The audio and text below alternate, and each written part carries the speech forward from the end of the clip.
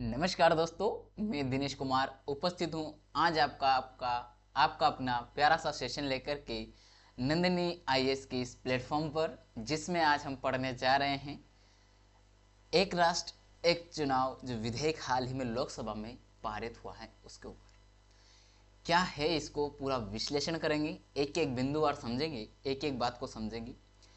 One nation one election कितना आवश्यक है इस बात को हम जानेंगे।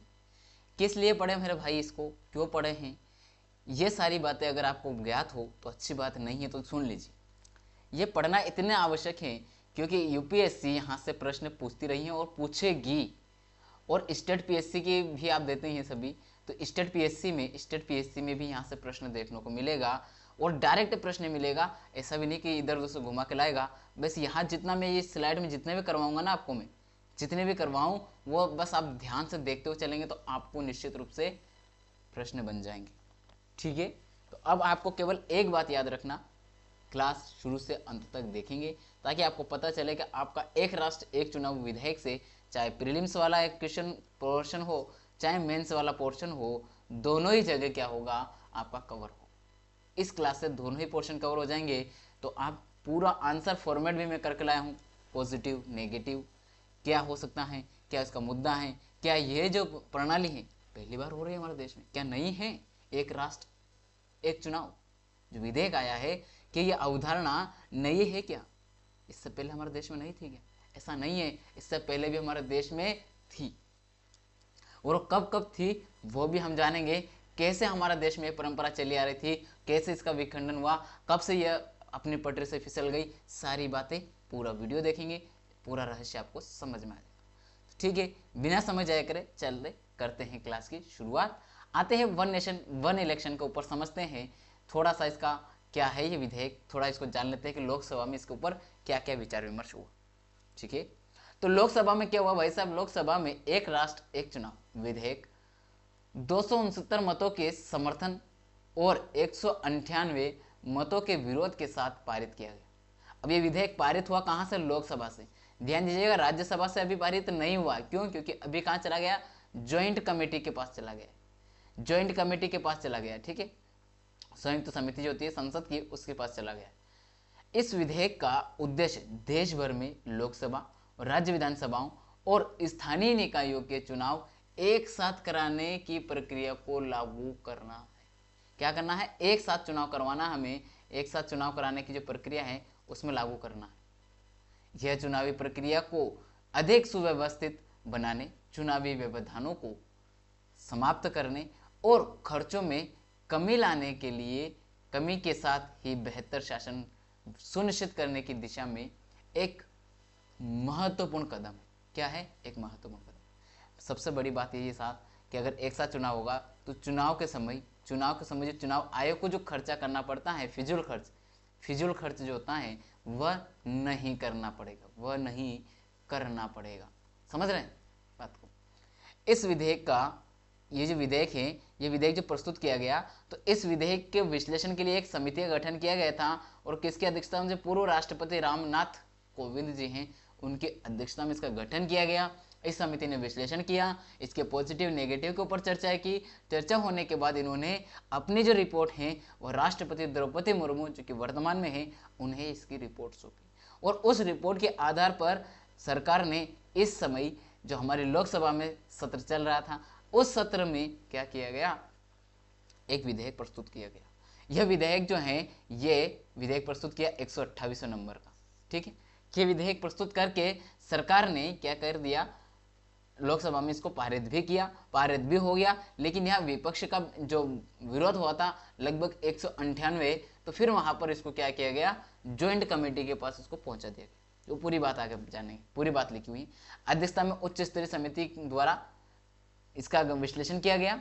और हालांकि विपक्ष में बहुत सारे इसका विरोध भी कर रहे हैं, विरोध भी किया गया इस प्रस्ताव का, लेकिन कुछ नेताओं ने इसका संभावित लाभ बता करके और स्थिरता का पर सकारात्मक दृष्टिकोण व्यक्त करते हुए इसके आलोक में पॉजिटिव बातें की हैं, इस विधेयक के महत्व को बताए हैं।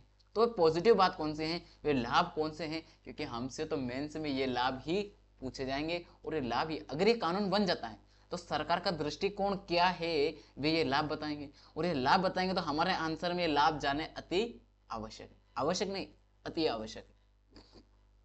जान लीजिए क्या है विधेयक की थोड़ी ताजा जानकारी क्या है उसको समझिए। तो ये जो विधेयक पारित किया गया है, ये सारे मत वगैरह तो जान गए हम लोग, लेकिन इसके पीछे क्या कारण है, तो विधेयक केंद्र सरकार द्वारा ये इसलिए रखा गया है, इस उद्देश्य से, क्या उद्देश्य है, ये हमारा प्रीलिम्स का फैक्टर बनेगा, प्रीलिम्स का फैक्टर बनेगा। किसका उद्देश्य क्या था, तो ये उद्देश्य है राज्यों और केंद्र शासित प्रदेशों, कौन कौन से, जम्मू कश्मीर, पुडुचेरी और दिल्ली समेत में चुनावी प्रक्रिया में समानता लाई जा सके। अच्छा मुझे आप ये बताइए कि यहाँ पर मैंने जम्मू एंड कश्मीर, साथ में आपको पुडुचेरी का पी लिख रहा हूँ और इसके बाद में दिल्ली का डी लिख देता रहा हूँ। ये बताइए आपको तीनों ही केंद्र शासित प्रदेश जो है यूटी हैं, इनके नाम यहाँ क्यों लिखे गए, क्या कारण है केवल 3 केंद्र शासित प्रदेशों के नाम लिखे गए हैं, बाकी के नहीं लिखे, तो इसका क्या लॉजिक, क्या आपको पता है? क्योंकि आपसे वहां जब आपको गलत कथन बनेगा वो तो ऐसे बनाएगा कि ये जो आया एक राष्ट्र एक चुनाव, प्रीलिम्स में कैसे गलत फैक्ट डालेगा आपको, और आप उसको सही करके कैसे आएंगे कि एक राष्ट्र एक चुनाव प्रणाली पूरे भारत में लागू होगा, केंद्र शासित प्रदेश सहित। यहां सभी केंद्र शासित नहीं हो रहे हैं, यहाँ केवल अभी जो वर्तमान में आपको देख रहे हैं जहां जहां विधानसभा है, जहां जहां विधानसभा चुनाव होने हैं वहीं पर होगा ना, सभी में कैसे पॉसिबल है, सभी में पॉसिबल नहीं है, क्योंकि वहां तो होते ही नहीं चुनाव, तो वहां पर इनकी जरूरत है नहीं। केवल जम्मू कश्मीर, पुडुचेरी और दिल्ली ऐसे 3 केंद्र शासित प्रदेश हैं हमारे भारत में जहां पर विधानसभाएं हैं, विधानसभा चुनाव होते हैं, तो इसलिए इनका नाम लिया गया। सभी में नहीं है, सभी केंद्र शासित प्रदेश इसमें नहीं आएंगे, जहां पर होती अभी इन 3 में है तो इन तीनों का नाम है। अगर चौथा कोई केंद्र शासित प्रदेश बनता है और उसमें जो विधानसभा अगर गठित होती है तो वहां पर भी ये प्रणाली अपनाई जाएगी।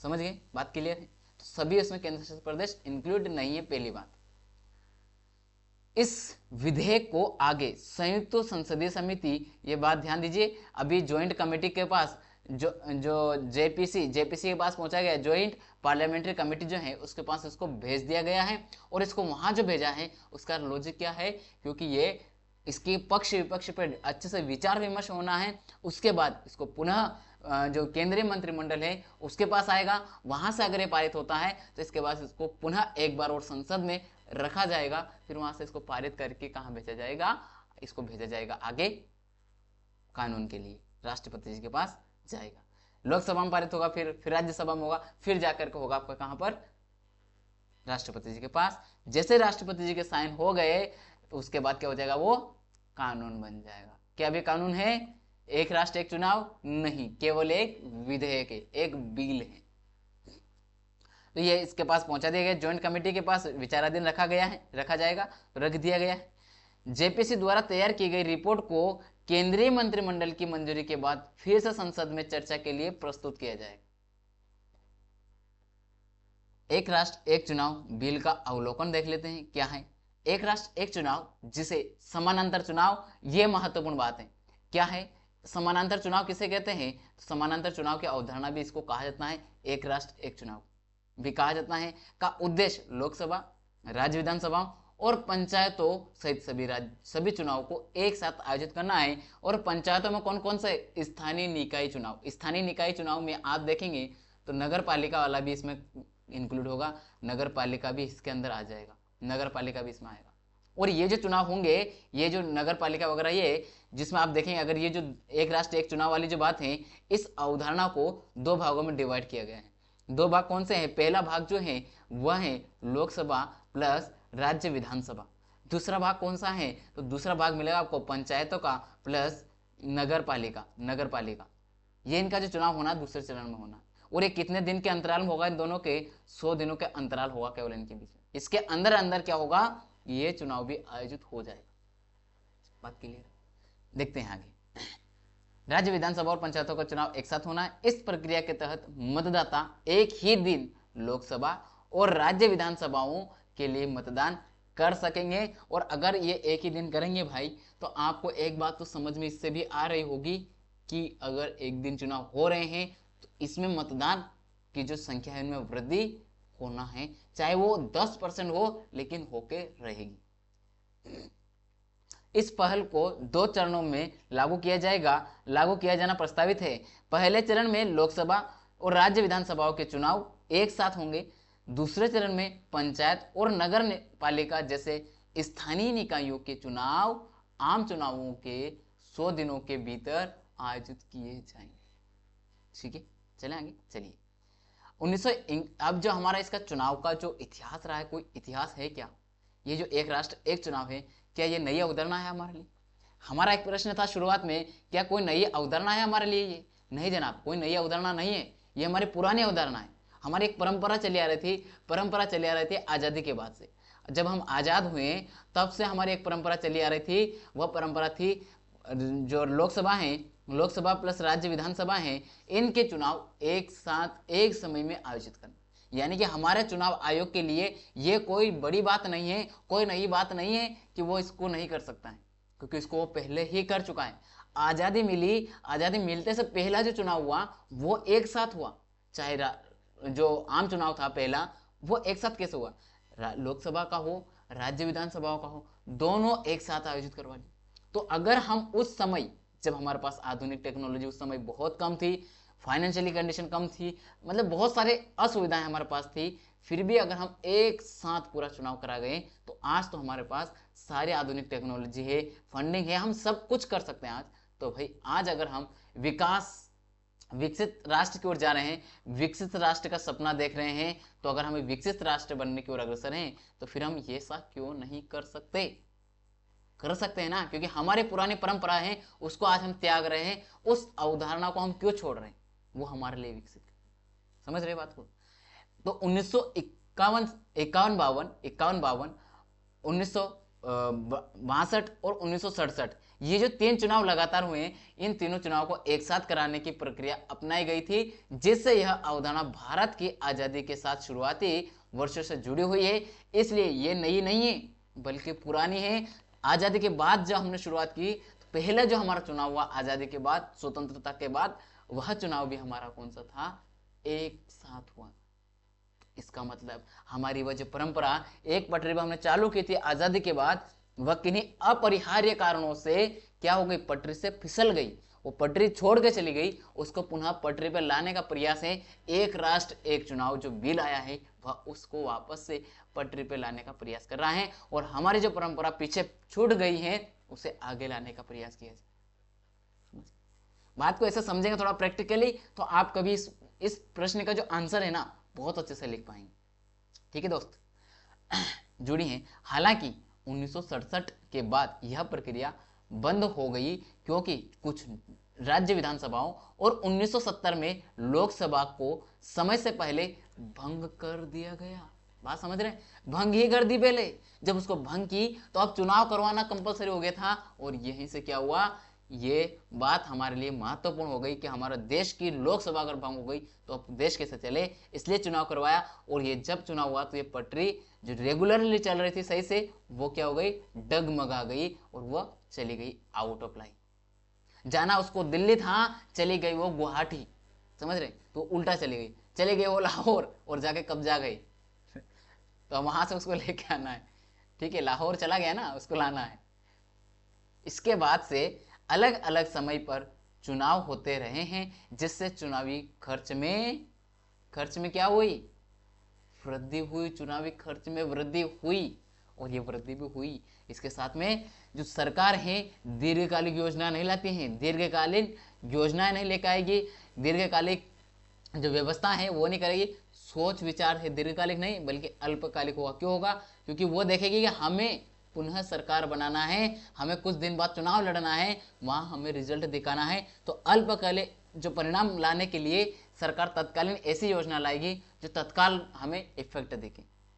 अगर दीर्घकालिक योजना लाएगी तो उसका प्रभाव आने वाले 4-5 साल बाद दिखाई देगा, और चुनाव तो भाई अगले साल है। और अगर चुनाव अगले साल है तो हमें अल्पकालिक योजना लानी होगी, दीर्घकालिक योजना की हमें जरूरत नहीं। और अगर दीर्घकालिक योजना सरकार नहीं लाएगी तो देश विकसित राष्ट्र बनने की जो सपना है वह केवल सपना रह जाएगा। उसको कैसे पूरा किया जाए? अगर उसको संजोना है, उसे विकसित राष्ट्र में संजोए, जो हम सपना देखे हैं उसको पूर्ण करना है, तो कहीं ना कहीं हमें दीर्घकालिक योजनाओं पर काम करना होगा। उसके लिए हमें फिजूल खर्चे से बचना होगा। हाल के वर्षों में इस अवधारणा को भारत की चुनावी प्रक्रिया को सुव्यवस्थित करने के उद्देश्य से फिर से जीवित किया गया है। फिर से इस अवधारणा को अपनाए जाने की बात की जा रही है। बढ़ेंगे आगे, देखते हैं आगे क्या है। इसके कुछ फायदे भी मेरे दोस्त, कुछ फायदे भी हैं और कुछ नुकसान भी।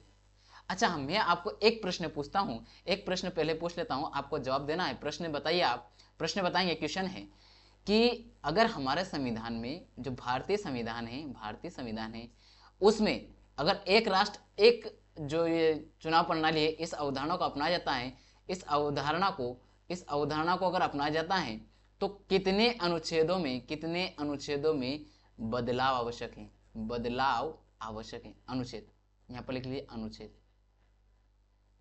अनुच्छेद में बदलाव आवश्यक है। आप सभी को कमेंट बॉक्स में कमेंट करना भाई, इसको कमेंट करना। हालांकि मैं जवाब अभी दे दूंगा, फिर भी आपको कमेंट करना है। ठीक बात थी, क्या नुकसान क्या फायदे। तो देखिए भाई, हम हैं यूपीएससी वाले, हम ठहरे यूपीएससी वाले, वनडे वालों के लिए ये नुकसान फायदे केवल पॉइंट वे में रहेगा। एक दो नाम याद रखेंगे बहुत है, क्या है, कितना अनुच्छेद है, कौन कौन सा अनुच्छेद है, बस इतनी बात है। लेकिन हमारे लिए बात होती है पहली बात, क्या कुछ सकारात्मक पहलू है क्या? अगर सकारात्मक पहलू है तो हमें वो टिप्स भी याद होने चाहिए, क्योंकि हमारे मेंस में आना तय है। दूसरी, उसके नकारात्मक इफेक्ट क्या है, क्योंकि अगर विरोध हुआ संसद में तो कुछ तो कारण होगा ना। आप देखिए, जो नारी शक्ति वंदन अधिनियम आया वहां कोई विरोध नहीं हुआ, वहां पूर्ण बहुमत, सत्ता ने भी समर्थन कर दिया और कानून बन गया भाई। वो जो है वो पारित हो सत्ता समर्थन के साथ। कैसे? क्योंकि वहां पर अगर आप देखेंगे तो ये नारी शक्ति वंदन जो 106वां संविधान संशोधन पारित हुआ उसमें सभी का समर्थन मिला ना, वहां कोई विरोध नहीं हुआ। तो वहां पक्ष विपक्ष हमें जानने की इतनी जरूरत नहीं। यहाँ इतनी आवश्यक क्यों है? क्योंकि यहाँ विरोध हुआ है, और अगर विरोध हुआ, विरोध एक दो का नहीं हुआ है, कितना हुआ? 198 लोगों ने विरोध किया, यानी कि 198 सांसद विरोध कर रहे हैं, मतलब बहुत बड़ा क्षेत्र विरोध कर रहा है। इसका मतलब है हमारी जो यूपीएससी की टिक टिकी निगाह है ना, वो उस पर टिक गई है। भाई तुम तो तैयार हो जाओ, तुम्हें लिखना है, क्योंकि तुम देश के कल को ये कानून निर्माता बनने जा रहे हो। तो अगर बनने जा रहे हो तो तुम्हें इसके पता होना चाहिए। अगर ये आज नहीं हुआ और आप सिलेक्शन लेके चले गए और आपको जाकर वहां बिठा दिया, आप इसके ऊपर क्या दोगे विचार? फिर से आपके सामने ये आएगा प्रस्ताव, आज अगर ये बिल नहीं हुआ ना, पारित नहीं हुआ, तो आने वाले 4-5 सालों के बाद फिर से ये कानून वापस से चर्चा में आएगा, फिर से इसको लोकसभा में रखा जाएगा, फिर से आपके समक्ष आएगा, आपको बोला जाएगा आप इसको ऊपर मॉडलिंग कीजिए। कैसे करोगे? इसलिए आपको उसको दोनों पक्ष आज से याद होना जरूरी है, क्योंकि आपकी ट्रेनिंग तैयारी से शुरू हो चुकी है, यहीं से आपको ट्रेन किया जाता है।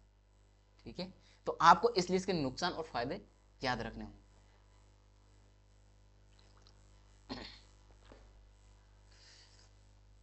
किसी भी विधेयक को लागू करने से पहले उसके सकारात्मक और नकारात्मक पहलुओं का मूल्यांकन करना आवश्यक है।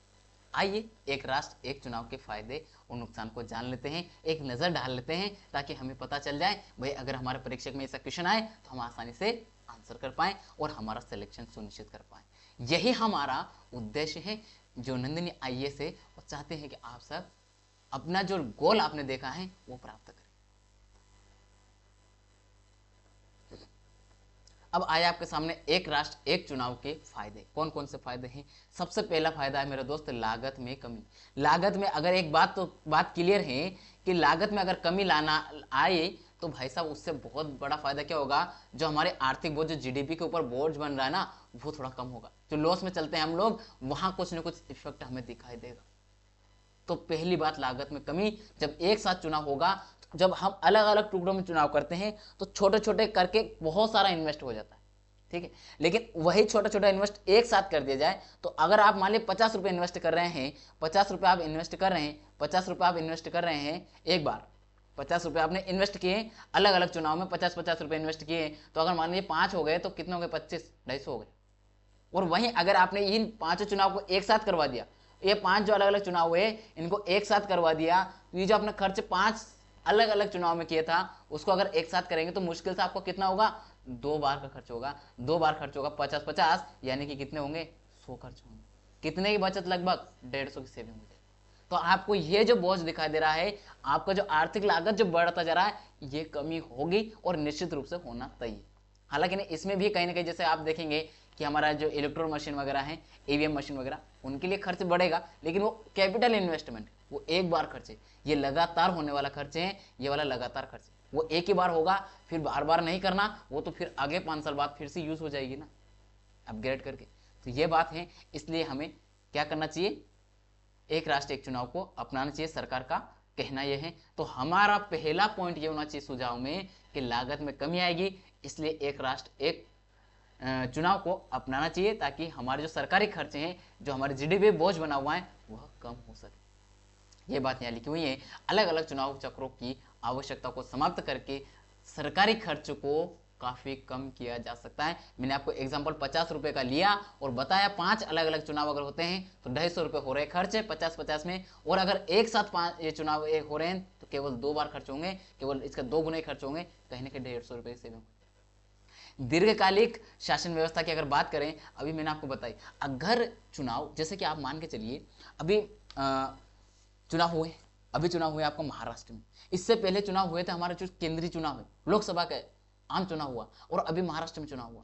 आपने देखे होंगे पूरी जो सत्ताधारी पार्टियां हैं, जितने भी रही हैं, वे सारी, जितने भी राजनेता हैं, सबका सब फोकस कहां था, महाराष्ट्र। महाराष्ट्र क्यों भाई, क्या महाराष्ट्र ही पूरा देश है? नहीं, हमारे देश के एक एक होना चाहिए, लेकिन वहां बात यह थी कि महाराष्ट्र में सरकार बनाना उन राजनीतिक दलों की प्राथमिकता थी। तो जितनी भी योजनाओं का कार्यान्वयन होगा, जो भी योजना केवल महाराष्ट्र के लिए की जा रही और महाराष्ट्र में लागू की गई। मध्य प्रदेश में चुनाव हुए, मध्य प्रदेश के लिए की गई। छत्तीसगढ़ में चुनाव हुए, छत्तीसगढ़ के लिए हो गई। उत्तर प्रदेश में हुए, उत्तर प्रदेश में कर दी गई। यानी आपने एक बात नोटिस की, जहां चुनाव हो रहे हैं वहीं जाकर के आप काम कर रहे हो केवल, बाकी और क्या हो रहा है, छोड़ दिया जा रहा है। तो आपकी जो स्कीम कौन से वहां पर लंबे समय के लिए है क्या? नहीं है, वो केवल वोट को लाना है, सरकार बनने के बाद भूल जाना है। ये दीर्घकालिक नहीं है, ये अल्पकालिक योजना है। तो हमें कौन सी सरकार, किस तरह के विचारधारा वाले चाहिए कि अगर एक राष्ट्र एक चुनाव आएगा, एक साथ चुनाव हो जाएगा, उसके बाद जो स्कीम आने वाली है, अब वो सरकार बनने के बाद जो स्कीम लाएगी वह केवल 1 साल के लिए नहीं, 6 महीने बाद चुनाव उसके लिए नहीं, वो डायरेक्ट 5 साल बाद जो चुनाव होने वाले हैं उसके परिणाम को देख करके योजना लागू करेंगे। यानी कि वो 5 साल पंचवर्षीय योजनाओं की भांति हो जाएगी। समझ रहे हैं? एक राष्ट्र एक चुनाव से क्या होगा, आपका जो 1 साल में तत्काल प्रभाव दिखाई देने वाला है वह योजना नहीं लागू होगी। अब दिखाई देगा प्रभाव, यहां काम करना स्टार्ट किया और प्रभाव दिखेगा यहां जाकर के इतने साल बाद। एक पहले साल में कोई प्रभाव नहीं, लॉस, दूसरे में थोड़ा बहुत इक्वलिटी, तीसरे में भी बराबरी के लगभग पहुंचेंगे, चौथे में बढ़ोतरी, और 5वें में दिखाई देगा उसका परिणाम, और 5वें में होगा चुनाव, दोनों एक साथ दिखाई देंगे। यानी कि हमारा राष्ट्र, विकसित राष्ट्र जो हम चाहते हैं, कहीं ना कहीं दीर्घकालिक योजना से बन पाएगा। तो दीर्घकालिक योजना जो है अति आवश्यक हो जाएगी, वह एक राष्ट्र एक चुनाव से आए। यह राजनेताओं को अल्पकालिक लाभों के बजाय दीर्घकालिक योजनाओं और नीतियों पर ध्यान केंद्रित करने के लिए प्रेरित करेगा। क्योंकि यार उनको हर कोई चाहता है, हमें कुर्सी का लालच हर किसी को। अरे भाई आप भी तैयारी कर रहे हैं, आप भी आईएएस बनना चाहते हैं, किस लिए चाहते हैं? पावर। क्या पावर? देखा ना पावर, उस सीट का, उस कुर्सी का पावर।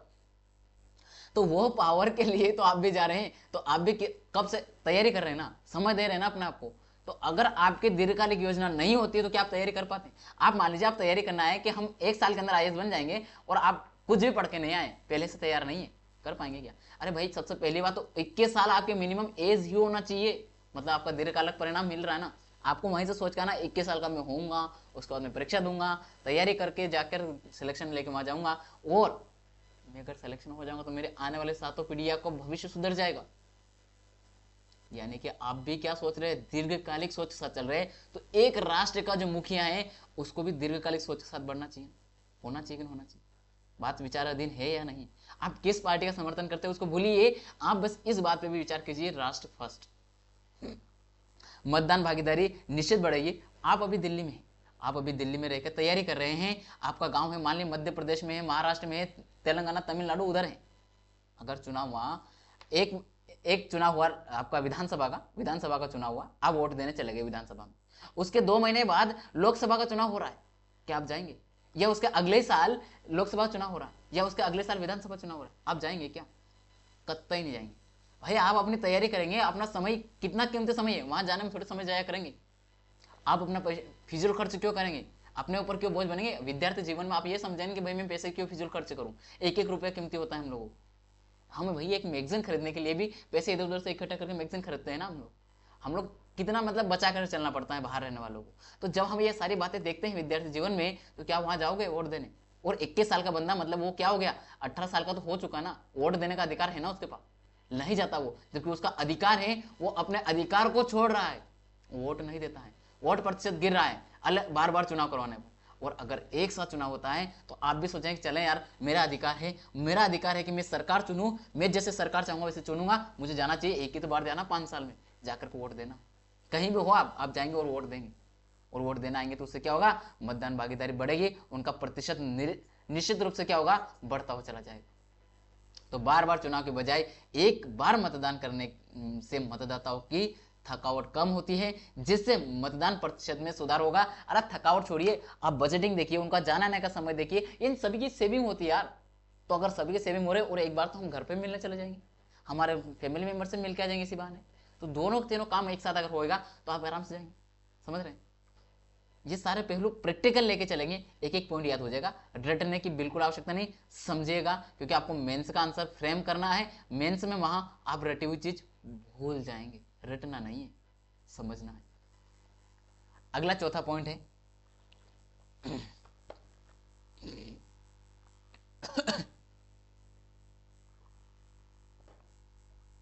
गला सूख गया, गला क्या है, एक समान अवसर। समान अवसर कैसे?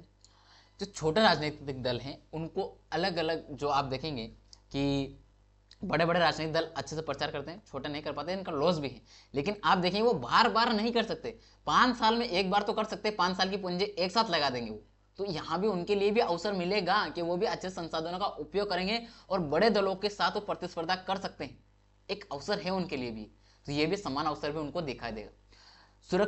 सुरक्षा बलों का कुशल उपयोग। सुरक्षा बलों का कुशल उपयोग कैसे करोगे? सुरक्षा बलों का कुशल उपयोग आप जिस तरीके से करोगे वो समझिए, ऐसे करोगे मेरे दोस्त, ऐसे करोगे कि जब आप सुरक्षा बलों का उपयोग करने जा रहे हैं, क्या सुरक्षा बलों का उपयोग करने जा रहे हैं, तो आप 5 साल में अगर एक बार चुनाव कर रहे हैं, तो आपको देश के चुनाव प्रक्रिया में हमारी जो सिक्योरिटी वाली जो सेना है उनको हम कहाँ रखेंगे, ये 5 साल में एक बार देश के अंदर घुमा देंगे, चुनाव के जो बूथ है वहां पर रख देंगे। तो पहली जो हमारी सुरक्षा, चुनाव की भी सुरक्षा हो गई, चुनाव बूथ की सुरक्षा हो गई, चुनाव व्यवस्थित हो गए। दूसरा, अब 5 साल तक उनको हम दूसरे कार्यों में बिजी रखेंगे, उनको युद्ध अभ्यास करवाना, अगर देश की सुरक्षा में कोई चैलेंजिंग हो रहा है उस चीज के ऊपर फोकस रखेंगे, चुनाव के ऊपर ध्यान नहीं दिलवाएंगे उनको, तो कहीं ना कहीं उनका कुशल उपयोग होगा, उनमें और योग्यता विकसित हो जाएगी। तो चुनाव बार बार करवाने की बजाय एक साथ चुनाव कराने पर सुरक्षा बलों को अन्य कार्यों के लिए अधिक प्रभावी ढंग से तैनात किया जा सकता है, तैनात वहां रखा जा सकता है। बार बार हमें चुनाव बूथ के लिए जो सेनाएं पहुंचानी पड़ती है वह नहीं करना पड़े। बात समझ रहे हैं? आगे देखिए, अगला क्या है, एक राष्ट्र एक चुनाव जो बिल है उसके नुकसान क्या है, क्योंकि विरोध हुआ है तो नुकसान तो होंगे, क्या है ये भी हमें देना पड़ेगा, 3-4 पॉइंट ये भी देना पड़ेगा। मान लीजिए आप बॉडी पार्ट जो लिख रहे हैं, क्योंकि आप ऐसा आंसर फ्रेम कर रहे हैं, ये अपना आंसर फ्रेम किया या बॉडी पार्ट दिया और फिर आपने ये कर दिया, तो जो आपका ये बॉडी पार्ट वगैरह आपने तैयार किया है, इसमें ये बॉडी पार्ट में आपको दोनों ही पॉइंट देने, तो आपको ज्यादा नहीं जाना है, टू द पॉइंट चलनी है बात, ज्यादा विस्तार पूर्वक मत चली जाइएगा, समझने के लिए पूरा विस्तार समझिए, टू द पॉइंट लिखिए। समन्वय की चुनौती। समन्वय की चुनौती कैसे? भारत जैसे विविधतापूर्ण लोकतंत्र में चुनाव को एक साथ आयोजित करना बेहद कठिन है। बिल्कुल ना, बेहद कठिन कैसे हैं? बेहद कठिन ऐसे हैं मेरे दोस्त कि अगर हमारे देश में आप देखेंगे तमिलनाडु है, अलग कल्चरल जाता है, वहाँ पर भाषात्मक रूप से देखिए उनका खान पीन रहन सहन सब अलग हो जाता है। वह उत्तर भारत में चले जाए जम्मू कश्मीर, वहाँ अलग मिलेगा, मध्य भारत में चले जाए मध्य प्रदेश में वहाँ अलग मिलेगा, फिर ऊपर से जनजातियाँ हैं वहाँ अलग मिलेगा, भाषा ही अलग मिल रहा है, जनजातियों का मिल रहा है, मतलब जातिगत अलग मिल रहा है, धार्मिक अलग मिलेगा, आपको सभी तरह की जो है ना अलग अलग विविधता दिखाई देगी।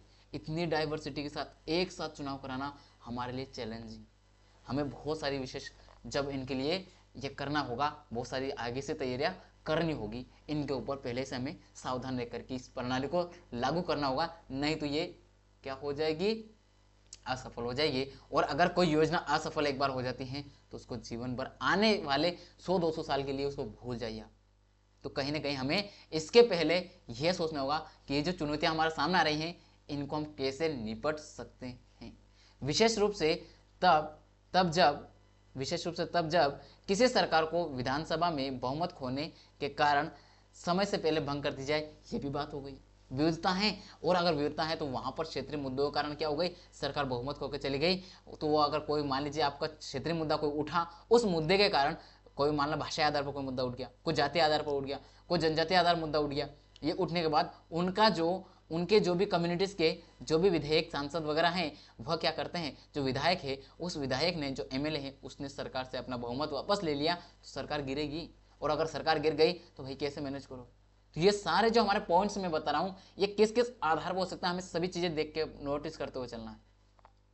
संवैधानिक मुद्दे कैसे, जो हमारे संविधान में कुछ अनुच्छेद हैं, संवैधानिक मान्यता दी गई है, हमारा संविधान में संघवाद, उसको बनाए रखना हमारे लिए आवश्यक है। तो ये से जुड़े मुद्दे भी हमारे लिए चैलेंजिंग है। संविधान में हमें संशोधन करना पड़ेगा कि इन संवैधानिक विधेयक जो संशोधन ये नियम है, इनमें हमें ये पॉइंट भी ऐड करने होंगे एक राष्ट्र एक चुनाव के लिए।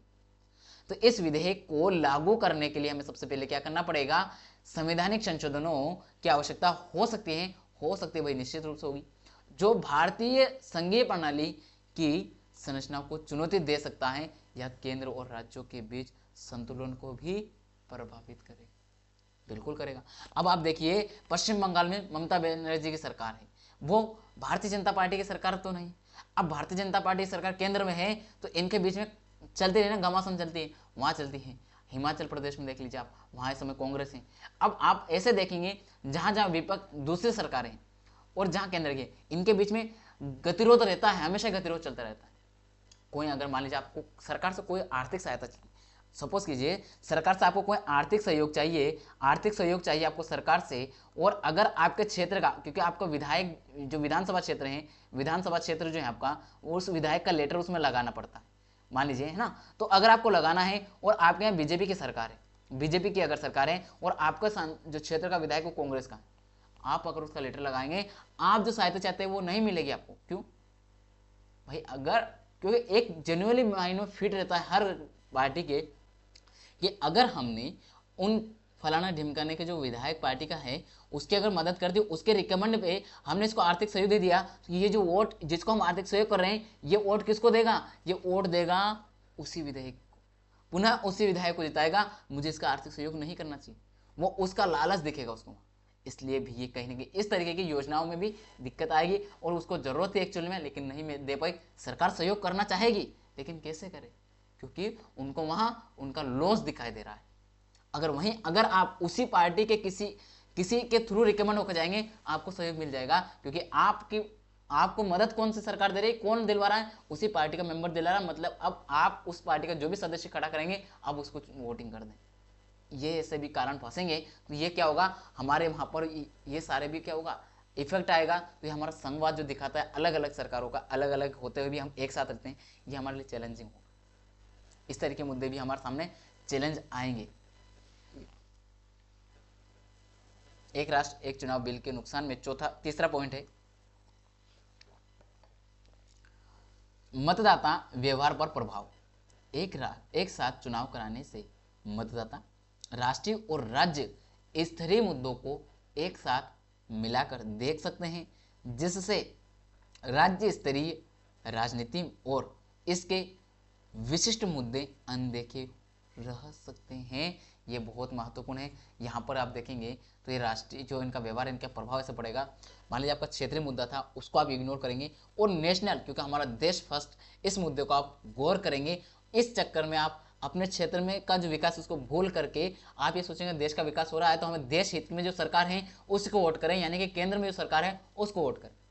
तो आप किसको वोट नहीं करेंगे, अपने क्षेत्रीय वो जो चाहते थे उसको नहीं करके आप केवल एक ही पार्टी को कर जाएंगे। ऐसे में जो हम चाहते थे सत्ता का संतुलन बनाए रखना, वह नहीं होगा।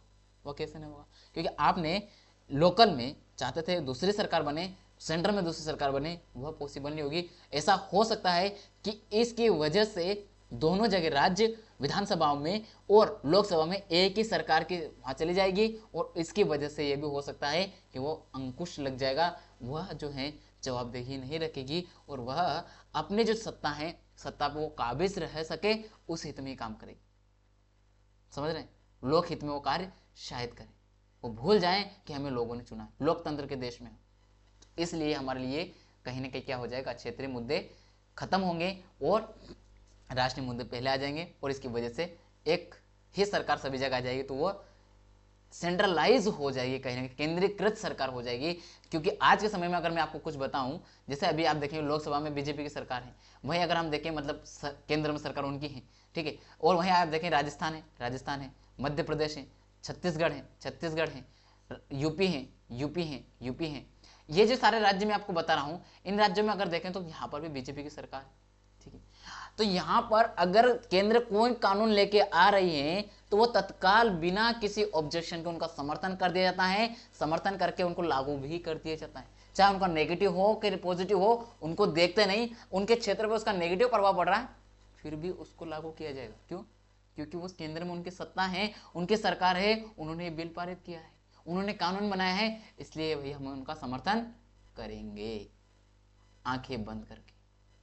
तो ऐसा फर्क वहां आपको दिखाई देगा। तो ये क्या हो जाएगा, हमारे जो क्षेत्रीय मुद्दे हैं ये खत्म होते चले जाएंगे, केंद्रीकृत हो गए ना भैया, यहाँ पर केंद्र का प्रभाव बढ़ गया ना। वही बात यहाँ पर हम बताने का प्रयास कर रहे थे आपको कि मतदानों पर कैसे प्रभाव पड़ेगा, केंद्रीकृत कैसे हो जाएगी, इसकी वजह से होते चले जाएगी। क्षेत्रीय दलों पर प्रभाव, क्षेत्रीय दलों पर प्रभाव क्या होगा? अरे भाई अगर केंद्र में जो सरकार है वो नेशनल वाली पार्टी, वो बड़ी पार्टी, पूरे नेशनल के पूरे राष्ट्र के उसके पास बड़े बड़े लीडर्स हैं, वो आकर के प्रचार करेंगे तो उसका फर्क पड़ेगा ना।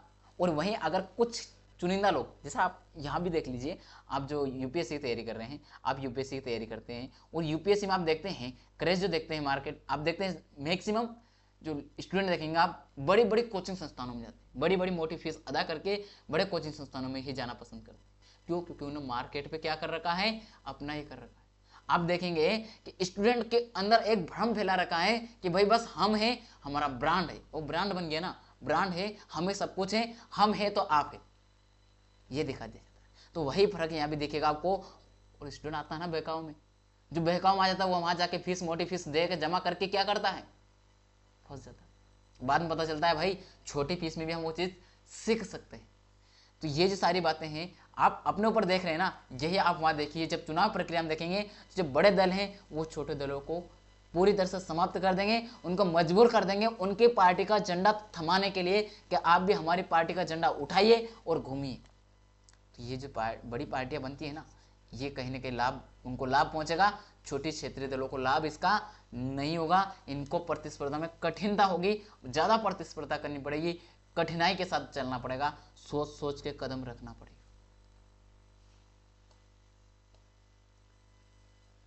जवाबदेही से संबंधित चिंताएं, जवाबदेही से संबंधित चिंताएं कौन सी? अभी बताएं, अभी मध्य प्रदेश राजस्थान का इनका एग्जांपल देके बताया मैंने, वही बात हो रही है यहाँ पर। वो जवाबदेही भूल जाएंगे हम नहीं कि हमारे क्षेत्रीय मुद्दे क्या थे, हमें क्या काम करना था, वो भूल गए, उसे तुम्हें काम ही नहीं करेगी सरकार। एक और मैं एग्जांपल लेता हूं जो अभी आपने देखा होगा बहुत सारी बार, तो आप सबसे पहले लीजिए किसान आंदोलन हुआ था अभी है ना। उसी आंदोलन को अगर हम देखें तो वो समय सरकार बिल्कुल इग्नोर किए जा रहे थे, इग्नोर किए गए, लेकिन आखिरी में उत्तर प्रदेश में एक चुनाव आया, उत्तर प्रदेश राज्य विधानसभा का चुनाव आया। उस चुनाव की वजह से सरकार को जब लॉस होता दिखाई देने लगा तो तत्काल प्रभाव से सरकार ने क्या किया, उन जो कानून थे, तीनों कृषि कानून थे, उनको वापस ले लिया, विड्रॉ कर लिया। तो यहां पर वो अपनी जवाबदेही भूल रहे थे कि हम किसान अगर विरोध कर रहे हैं, चाहे वो कितने किसान हो, किसान विरोध कर रहे हैं ना, उनकी बात सुनना चाहिए थी समय से। लेकिन लगभग 1-1.5 साल तक इन्होंने आंदोलन किया, लगभग 1 साल से ऊपर हुआ, 1 साल से भी अधिक आंदोलन किया और चुनाव आया, उसी समय आपको अपनी जवाबदेही दिखाई देने लग गई।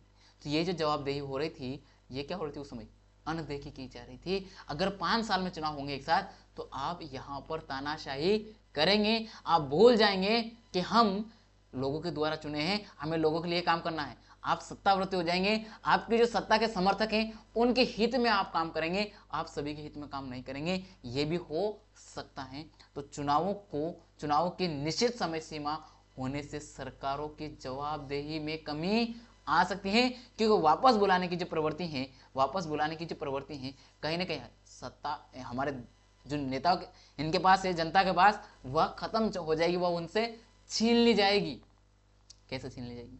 ऐसे क्या 5 साल बाद ही चुनाव होने निश्चित है, 5 साल बाद ही चुनाव होने निश्चित हैं, उसके बीच में नहीं होनी। चाहे आप कितनी सरकार गिरा लीजिए, सरकार का चुनाव नहीं होना है, वही सरकार चलाएंगे अगर, तो भैया हमारे लिए कैसे मैनेज करना हो जाएगा, फिर तो सरकार गिराना ही पॉसिबल नहीं, सरकार को वापस बुलाना ही नहीं है। जब सरकार को हम वापस बुला नहीं सकते तो उनको अंकुशकारी बनने से कौन रोक सकता है?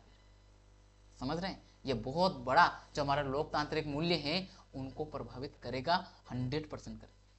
तो ये हमारे लिए बहुत चैलेंजिंग है, इसलिए यूपीएससी इसको प्रश्न के रूप में पूछेगी।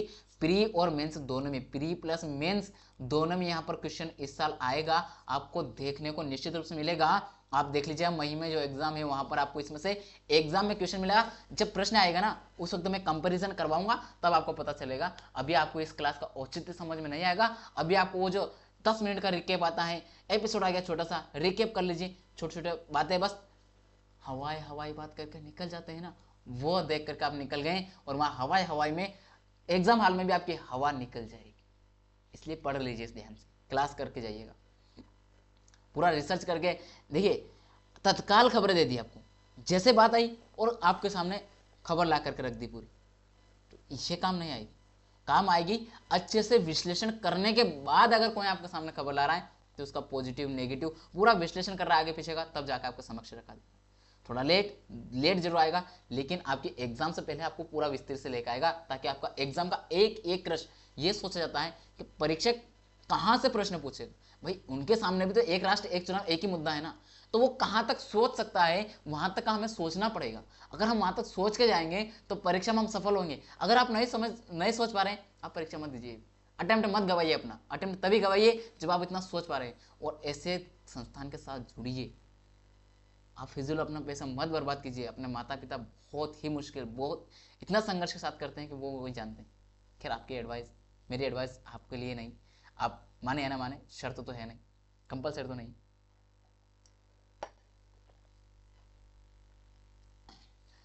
वर्तमान का जो संवैधानिक हमारा प्रावधान है उसको अगर देखा जाए तो इसका क्रियान्वयन करना बहुत मुश्किल है। एक राष्ट्र एक बिल, चुनाव जो बिल है इसका क्रियान्वयन करना बहुत मुश्किल है, संभव नहीं है। तो उसके लिए हमें संविधान में संशोधन करना पड़ेगा। कौन कौन से अनुच्छेद हैं? तो ये अनुच्छेद में अगर बात कर दी जाए, जिसमें मुख्य रूप से आप 83, 85 देख लीजिए, अभी आने वाला है। मुख्य रूप से मतलब देखेंगे आप 4 तो मुख्य है और एक और एडिशनल मिलेगा जो कि 352 वाला जो है, नहीं 352, हाँ सही 352 है, उसमें भी आएगा। राष्ट्रपति शासन वाला जो प्रावधान है कुल मिला के वहां पर भी आपको करना पड़ेगा। मान लीजिए अगर सरकार बीच में गिर रही है तो आप राष्ट्रपति शासन में अगर वहां संवैधानिक रूप से नहीं चल रहा है तो वहां लागू कर रहे हैं, तो किस आधार पर कर रहे हैं, फिर उसका कोई बेस बनाना पड़ेगा। तो ये भी दिक्कत आएगी हमारे सामने। 183वां जो अनुच्छेद कहता है यह संसद के दोनों सदनों की अवधि के बारे में बताता है। तो ये जो दोनों सदनों के बारे में बात कर रहा है, तो भाई हमें ये पता होना चाहिए कि इसे अवधि मतलब कार्यकाल है।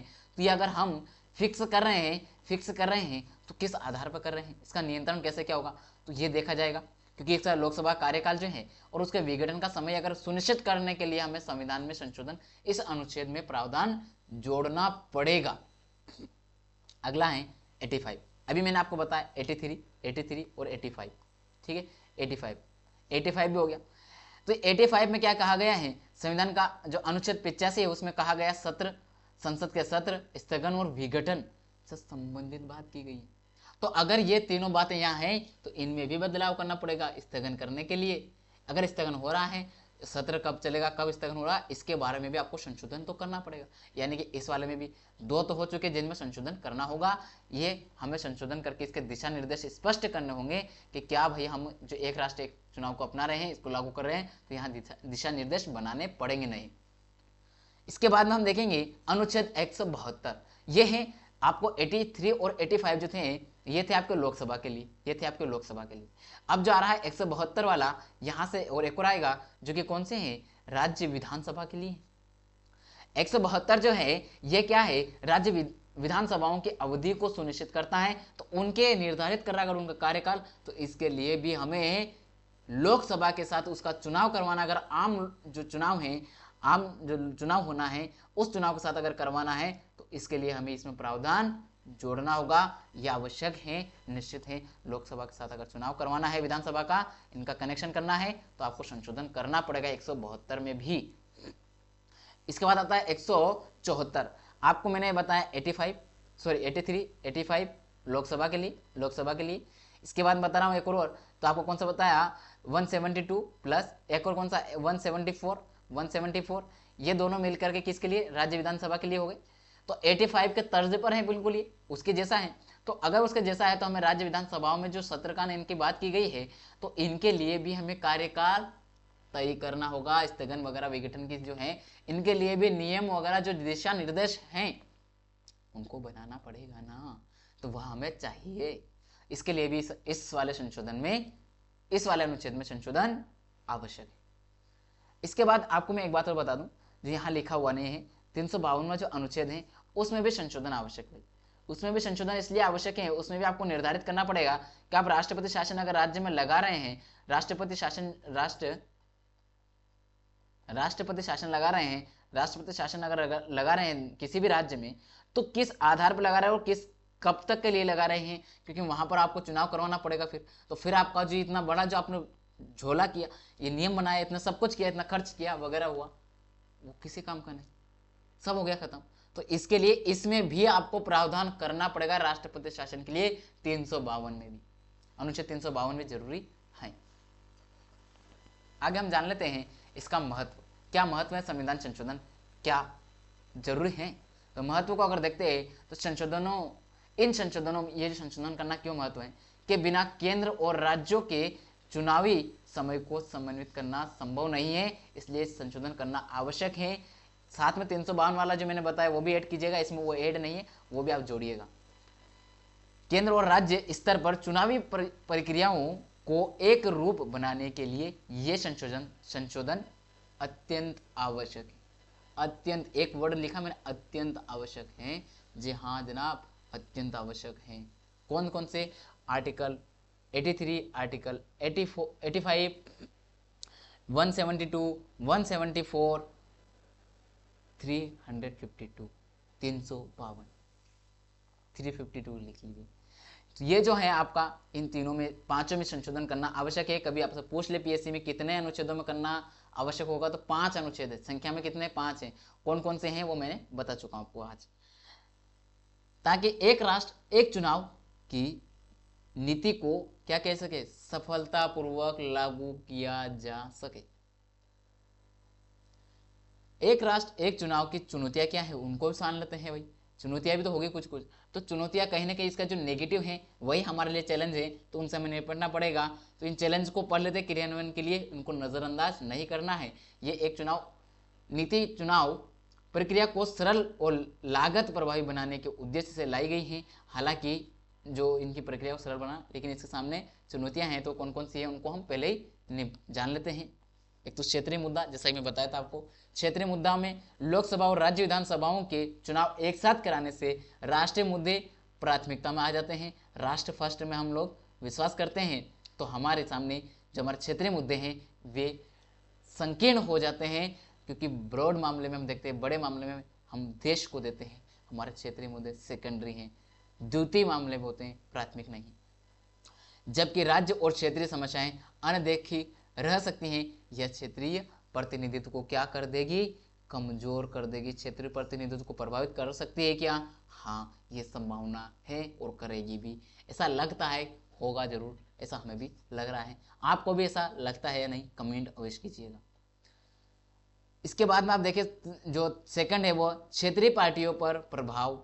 यह नीति राष्ट्रीय मुद्दों को असमान लाभ दे सकती है, राष्ट्रीय मुद्दों को असमान लाभ दे सकती हैं, जिससे क्षेत्रीय पार्टियों पर क्या होगा, प्रभाव और उनकी भूमिका कम हो सकते हैं।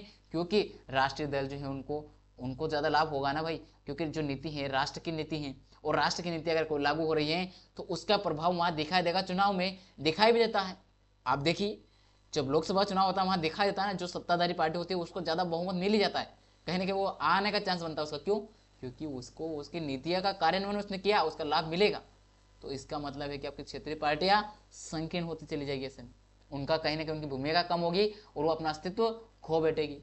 इससे भारतीय लोकतंत्र में जो बहुलवाद, यहाँ बहुलवाद से मतलब ये है जो हमारे देश में जो पार्टीवाद, जो अधिक बहु ऐसे लिखिए आप, ऐसे लिखिए बहु दलवाद, बहुदलवाद।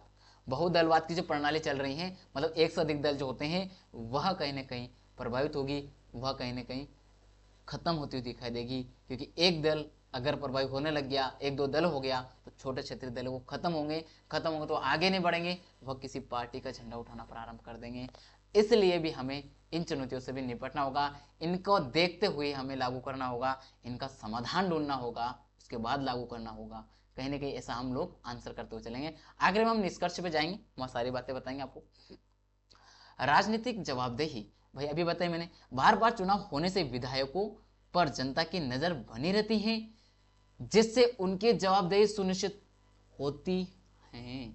और वो भी बार बार जनता के बीच में जाते हैं, चुनाव का प्रचार करने जाते हैं, वहां उनकी कमियां उनके सामने आती हैं, वह उस वजह से कि ये मुझे वोट देगा इसलिए उसकी समस्या का समाधान कर देता है। तो ये जो काम है आपको जवाबदेही यहाँ दिखाई देती है। लेकिन अगर आपका एक निश्चित समय सीमा हो गई, समय सीमा फिक्स हो गई, तो वह चुनाव तब जब समय सीमा समझ जाएगा तो आगे 4-5 साल जो हैं वे समस्या नजरअंदाज हो जाएगी।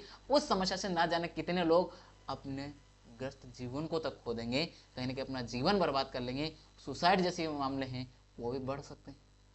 तो ये जो आप देख रहे हैं ये जवाबदेही केवल वहीं तक नहीं, वहां पर भी दिखाई देगी आपको। बहुत सारे किसान आत्महत्या कर सकते हैं, बहुत सारे बिजनेसमैन आत्महत्या कर सकते हैं, बहुत सारे स्टूडेंट क्योंकि अगर समय पे भर्ती नहीं आएगी तो सुसाइड कर लेंगे। देख रहे हैं आप, सारी घटनाएं देख रहे हैं आपको। इस तरह की घटनाएं और ज्यादा देखने को मिल सकती है जवाबदेही की कमी की वजह से, जिससे उनकी जवाबदेही सुनिश्चित होती है। एक साथ चुनाव होने पर स्थिरता तो मिलेगी, लेकिन यह जनता के नियमित मूल्यांकन की संभावना को कम कर देगा। और कम हो जाएगी तो भाई वो सरकारी भर्ती को उससे क्या मतलब। अरे आप कितने आंदोलन कर लो, आप आंदोलन तो देखते हैं, आंदोलन होते हैं ना, लेकिन वो आंदोलन कैसे सफल होते हैं? क्योंकि उनको चुनाव में अगर ज्यादा किया ना तो पूरी जनता उस आंदोलन में अगर चली गई तो सरकार गिर जाएगी, सरकार गिर जाएगी, सरकार गिर जाएगी। भाई साहब ये उनको डर होता है, और इस डर की वजह से वो उस आंदोलन को सफल कर लेते हैं और उनकी शर्तें मान करके वो सरकार काम कर देती, अपने जवाबदेही वहां सुनिश्चित कर लेते। समझ रहे हैं आप भावना को मैं क्या बोलना चाह रहा हूँ? तो इसका मतलब है कहीं ना कहीं एक राष्ट्र एक चुनाव गलत भी हो सकता है। हमें देखिए सरकार और में है कौन पार्टी कौन सी नहीं, उससे हमें मतलब नहीं है। हमें किससे मतलब है? हमें तो ये मतलब है कि ये हमारा देश है, इसकी जनता से, और इसको किसी तरह का कोई लॉस ना हो। संघीय ढांचे की चिंताएं क्या है? अनुच्छेद 172 के तहत राज्य विधानसभाओं की अवधि में बदलाव के लिए राज्यों की सहमति आवश्यक है। और अगर राज्यों की सहमति नहीं ली जाएगी तो यदि यह सहमति नहीं बनती है तो संघीय ढांचा जो है वो प्रतिकूल प्रभाव पड़ेगा। कैसे? मान लीजिए एक राष्ट्र एक चुनाव प्रणाली आई और ममता बनर्जी ने विरोध कर दिया, तो जो आपका पश्चिम बंगाल के जितने उनके नेता है उन्होंने विरोध कर दिया, उन्होंने किया, हिमाचल ने कर दिया, विपक्ष ने कर दिया, कुछ पार्टियों ने, तो क्या होगा भाई? वहां पर प्रभाव होगा, क्योंकि वहां राज्य और संघ सरकार के बीच में गतिरोध हो जाएगा, उनकी विचारधारा में गतिरोध होगा, उनके पास बाउंडेशन अच्छा नहीं होगा, बल्कि उनके बीच में लड़ाई चलेगी। उसकी वजह से उस राज्य का जो विकास है वो प्रभावित होगा, ना तो राज्य सरकार कर पाएगी ना केंद्र सरकार वहां पर कर पाएगी, क्योंकि दोनों ही अपना अपना चाहेगी और अपना अपना चाहने के चक्कर में विकास प्रभावित हो जाएगा, वहां पर प्रतिकूल प्रभाव पड़ना तय है। इसलिए भी कहीं ना कहीं इसका भी हमें समाधान सर्च करना होगा। लॉजिस्टिक चुनौतियां क्या हैं भाई? हमें एक साथ संसाधनों की आवश्यकता पड़ेगी, एक साथ चुनाव कराना पूरे भारतवर्ष में, तो भैया छोटी मोटी बात नहीं है। उसके लिए भी क्योंकि लगभग 150 करोड़ हमारी जनसंख्या है, तो यहाँ पर आप देखेंगे इतना बड़ा वोट बैंक है, इतना बड़ा वोटर्स हैं, उनके लिए हमें मशीनों की ज्यादा जरूरत पड़ेगी, संसाधनों की जरूरत पड़ेगी, सिक्योरिटी, हमें सारी जो सेना है उन सभी की क्या होगी और ज्यादा आवश्यकता पड़ेगी, बूथ ज्यादा बनाने पड़ेंगे। तो ये सारे हमें ज्यादा चाहिए, तो मशीनें भी ज्यादा चाहिए, ईवीएम मशीन ज्यादा चाहिए, तो लाखों electronic voting machine, EVM machine जिसे कहते हैं, ईवी जैसे कहते हैं, इलेक्ट्रॉनिक वोटिंग मशीन जिसे कहते हैं ईवीएम कहा जाता है, इसकी व्यवस्था ज्यादा करना पड़ेगी। कैसे भाई? पहले एक बूथ था, वहां एक मशीन थी, क्या थी? एक ही मशीन से काम हो रहा था। लेकिन अब 2 चुनाव एक साथ हो रहे हैं, लोकसभा के प्लस राज्य विधानसभा के, तो यहां देखेंगे आप, इसके लिए अलग मशीन रखना पड़ेगी, इसके लिए भी मशीन अलग रखना पड़ेगी। यानी कि एक बूथ में अब दो दो मशीन होगी, दो दो मशीन होगी, तो इसके लिए अलग हमें कर्मचारी भी रखने पड़ेंगे, इसके लिए भी हमें अलग कर्मचारी रखने पड़ेंगे, वो दोनों के लिए रखना पड़ेंगे, दोनों की देखरेख के लिए, दोनों के लिए सिक्योरिटी के लिए सिक्योरिटी संख्या बढ़ानी पड़ेगी, कर्मियों की संख्या बढ़ेगी। इसके बाद चुनावी प्रक्रिया को प्रबंधन भी मैनेज अच्छे से करना पड़ेगा। लेकिन ईवीएम मशीन जो बढ़ा रहे हैं तो उसकी संख्या अभी हमारे पास है क्या, नहीं है, तो उसके लिए भी हमें बजट खर्च करना पड़ेगा। हालांकि ये एक बार करना है, बार बार नहीं, ये भी ध्यान रखें। बड़ी संख्या में कर्मियों की आवश्यकता पड़ेगी, ये महत्वपूर्ण होगा। हर बार हमें प्रशिक्षित कर्मचारी इतने सारे चाहिएगा। अभी हम 10 लोगों पे एक, मान लीजिए 15 से 20 लोग एक बूथ में होते हैं, ठीक है, वहां पर हमें अब जो जरूरत पड़ेगी 50 कर्मचारियों की आवश्यकता पड़ सकती है, लगभग 40 से 50।